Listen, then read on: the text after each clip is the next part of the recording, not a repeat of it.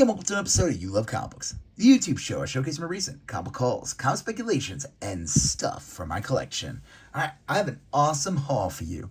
It's a series of different books from my LCS, some dollar bins, some awesome books from that I found out of town, some awesome books that I picked up at a garage sale. So before I get into this awesome, amazing haul, do me a favor, hit that like button. Helps with the YouTube algorithm. It ensures that more people will see these videos. If you have any questions that we see, you like what you see, you just want to say hi, leave a comment, I'll get back to you accordingly. You like these type of videos, comic hauls, comic speculations, comic collections, well guess what, and comic book mystery boxes, well guess what?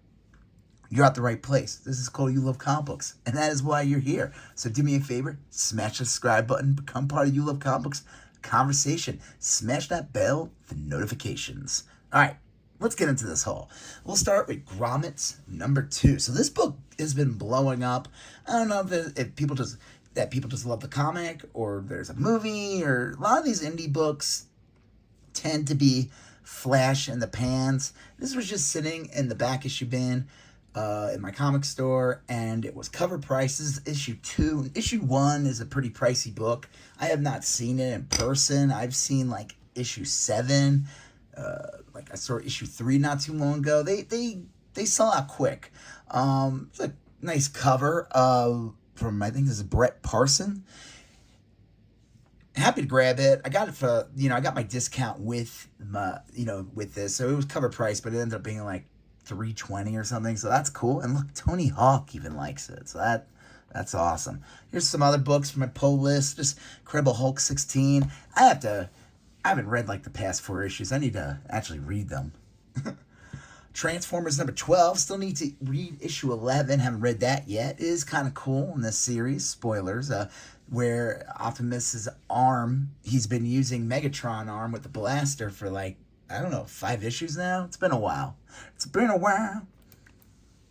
Star Wars #50. This is the end of this second run. This is the era that's in between Empire and Return. So I'm questioning, do I want to keep reading this series? Because they're going to do another series. It's supposed to take place after Return of the Jedi. Could be interesting. Could be a complete waste of time. I feel like any real stuff that will get done that involves this world will be either in a TV show or a movie. Who knows? But still pretty cool. Might have to pick it up. I don't know. I still need to read this, so that's cool. At the end of the series. All right, here's some awesome dollar bin stuff from my LCS. So I pay what was it? It's 12 for 10. And I also ended up getting like a 20% discount on top of the 10. So that's like 8, right? So 12 comics for $8. I mean, that's pretty good. Now, what's the math on 12? You know what? I don't even know. 75 cents a book? Avengers X-Men Eternals, AXE. I think this is issue 1. Yep. And the reason why I picked it up, it is the Arthur Adams variant with Storm. Pretty awesome. I always love picking up the Arthur Adams, especially when he draws the ladies. This is issue 3 of this series. This is pretty cool. In my previous haul, where it was a comic book convention haul, I got issue 2 and 4. And this is like a cool prismatic like foil. I don't know if it shows on here. Yeah, you can kind of see that in the light. So I just needed issue 1. So far I found 2 through 4 in the dollar bin. I would prefer not to spend more than that on issue 1, so we'll see what happens. This is pretty cool. I picked these up. These are the Saturday morning variant covers. So this is from the Death of the Venomverse, number 4 and 5. This awesome connecting cover with all the different Venom symbiotes, as well as Null. I don't know if you guys heard, as I'm recording this, they dropped the last Venom trailer, and you got a quick little glimpse of Null. That's right.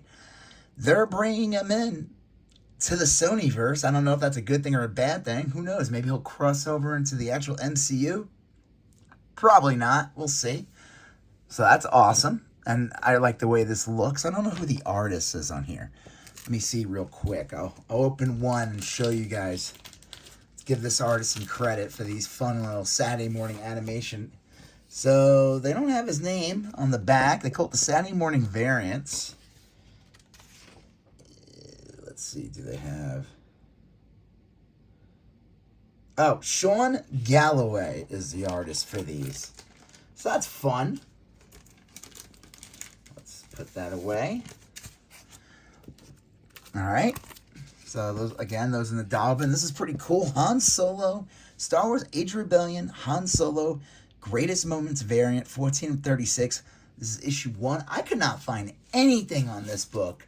I saw maybe like one place selling this. I couldn't see any eBay sales on this or anything.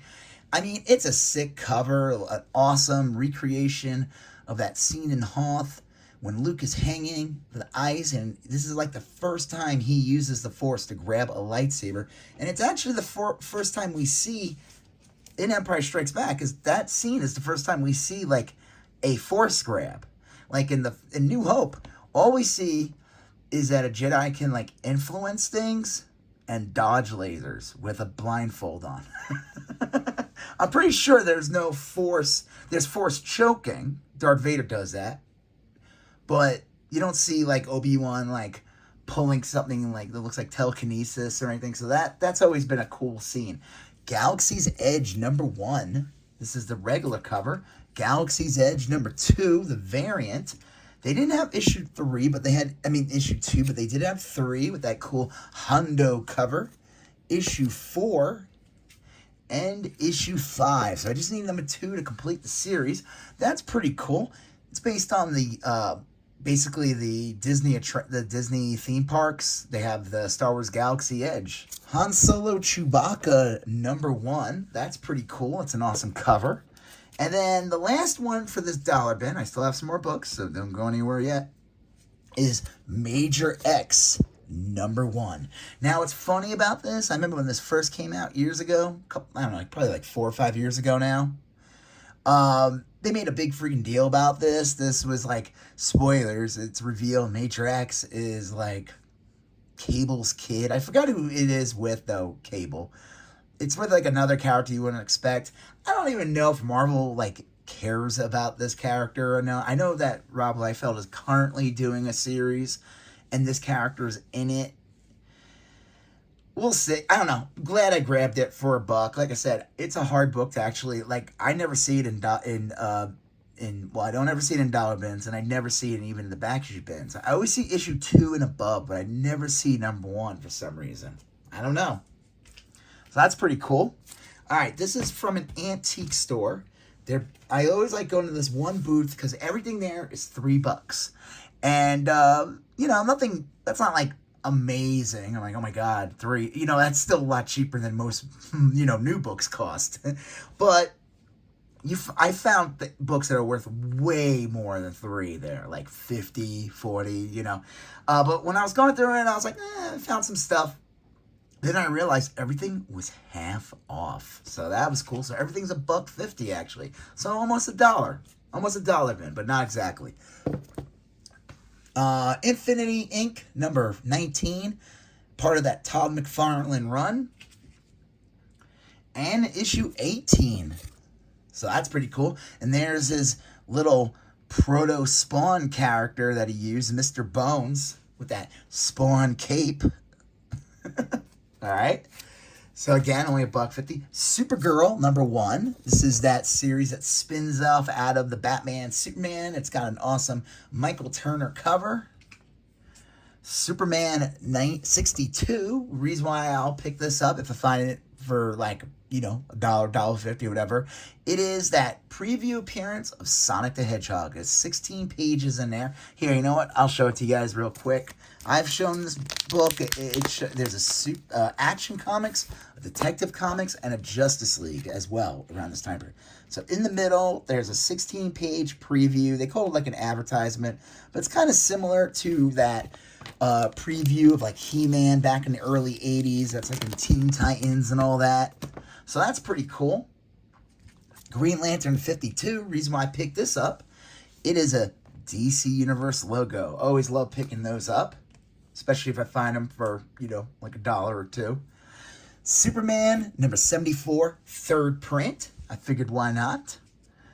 I picked this up for one reason only. The Max number 2, because it's a newsstand and it's in pristine condition. So that's pretty awesome. I honestly don't remember ever seeing like Image Comics back in the day sold in the newsstand. Obviously, those later issues with a newsstand is going to be more impressive because those print runs go down, and the idea that they would be found on a newsstand is like really low. But this is still pretty cool. Happy to grab that. That's an awesome find. Okay. And then this is from Second and Charles. They had, I don't know, it was weird. They had a table of boxes, and I guess I missed my opportunity. I didn't realize they were doing some kind of interesting sale. And I guess I got to find, like, the last of them. So who knows what they had the day before, I don't know. Maybe a lot of good stuff was picked through. Not sure. But you know what? I think I scored because I got Popples number 3. Everyone's favorite comic. This is based on a toy line from the 80s. I love picking up Star Comics. Look at that little guy right there. That happy face. Ooh-wee. I think they literally it was like a plush toy, and I don't know, you could turn them into balls, I guess. I don't know. But of course, unfortunately, they did not have number 2, which kind of screws up my sequence. But they did have issue number 1, so I'm very excited about Popples number 1. I'm assuming, and not a soul knows what we're doing. Yeah, the great UN spy plot has been hatched. I did not realize that Popples were involved so heavily in the global political climate. And thankfully, these plushy do-gooders are going to take down this old man and this, I don't know what she is, goth Karen. So thankfully, thank you that the Popples, our heroes. And here's the last one I picked up from this. I have more. I'm not going anywhere yet. Adventures of Spider-Man number 11. I saw this. I was like, I have number 12 and I have number 10. And I was looking at it. I'm like, oh, that's cool. I wasn't going to get it. But then I realized, I opened it up. I took a look.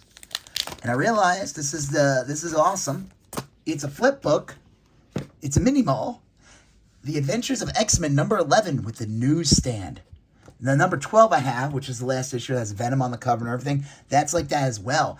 And that newsstand with the flip, it's 2 comics in one. Adventures of X-Men number 11.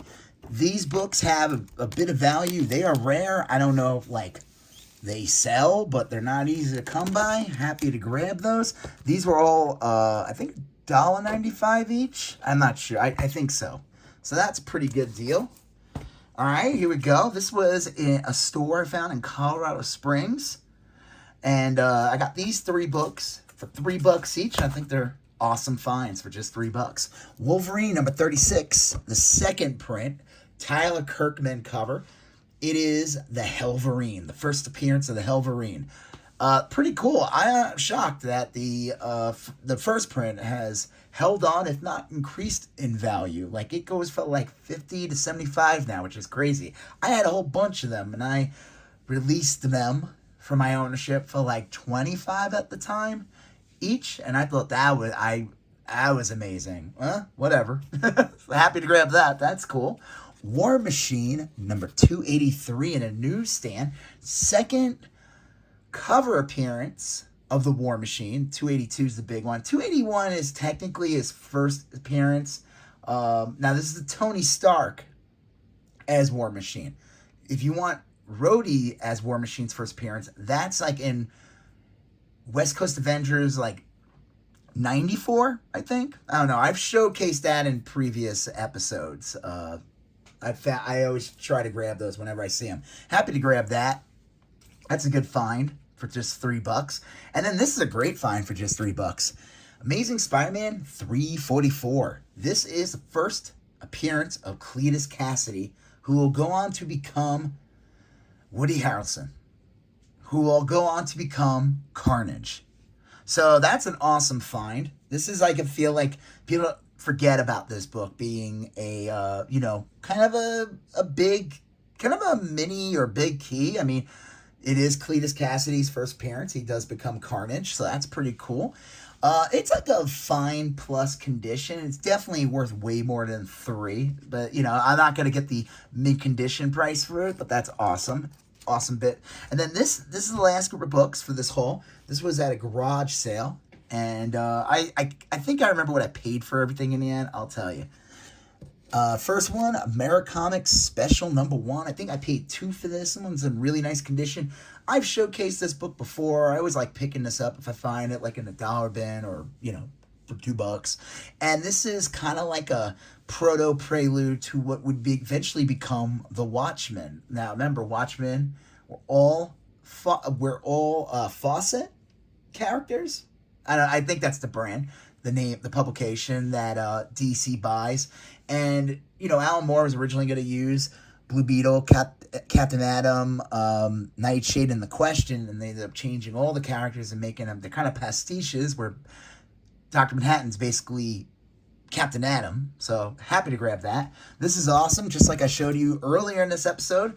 I can't even speak. Detective Comics 639. This contains that preview appearance of Sonic the Hedgehog. Haunt number 24. This was $1. Anytime I find Haunt in like the dollar bins or whatever, I will pick them up, especially in the later run of the series. And then I love getting these. This was $1. Superman Man of Steel number 28. DC Universe logo. Anything that wasn't bagged was $1, and I was shocked to find these in like mid condition. Superman number 91 with the DC Universe logo. Superman Action Comics 701 with the DC Universe logo. And then this one I think was $2 because it had a bag. And this is Superman Action Comics 700 with that DC Universe logo. So that's awesome. That's an awesome find. And then we get Legends #1. Key significance of this issue.